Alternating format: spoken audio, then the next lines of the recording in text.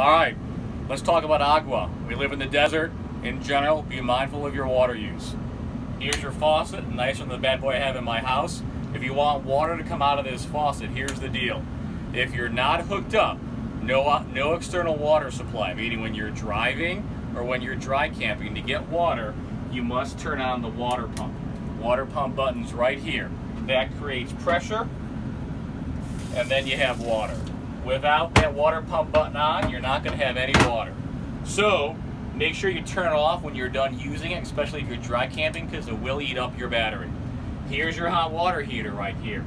If you have electric, turn it on before you use it. If you have gas, turn it on before you use it. It takes about an hour to heat up. Again, real small tank. Underneath here, because you're family, we expect you to clean this puppy up like you're living at our house. Clean it up to the same point it was when you picked it up. We give you everything you need in here. You even got WD-40 and some tools in here as well. Feel free to use them as you see fit. Now, you've got silverware in these drawers. You also have a striker. The striker, fire. What you need the striker for is this stovetop turned to pilot, light it. The oven has a pilot light in there, and oh look, wow, we even give you pots and pans. So here's a camping trip for your dishes. When you're washing your dishes, go ahead, fill up your spaghetti pot with water, heat it up to a light boil, pour it in here and wash your dishes this way. Better than waiting for the hot water heater. So again, you got pots and pans in here. If you're one of those high-end cooks, you may not be happy with it, but hey, you're camping. So, microwave, we talked about that.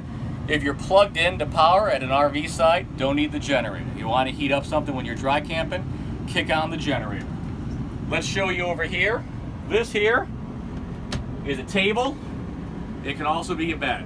So if you don't need it, I wouldn't go through the trouble of setting up into a bed. But if you got more rug rats than we have sleeping accommodations for the back bed and this bed, go ahead, flip under this leg. This thing falls down to sit on the ledges here, and these cushions become your bed. Great for a little kid or a couple little kids, okay? So now let's go ahead and talk about your fridge. Look at this fridge. We tell you all about this fridge right here. Biggest fridge in the fleet right here. 2 doors, okay? We set this thing to auto, which means it's smart enough that when you have power, it converts to power, but when you don't, it runs off propane. Now, because it's so big, it takes a while to cool. If you leave here at noon and call me at 3 and say our fridge isn't cool yet, I'm gonna say, did you watch the video? It takes a little while to cool down. We give you an ice chest, go ahead, keep stuff cold in there until it gets there.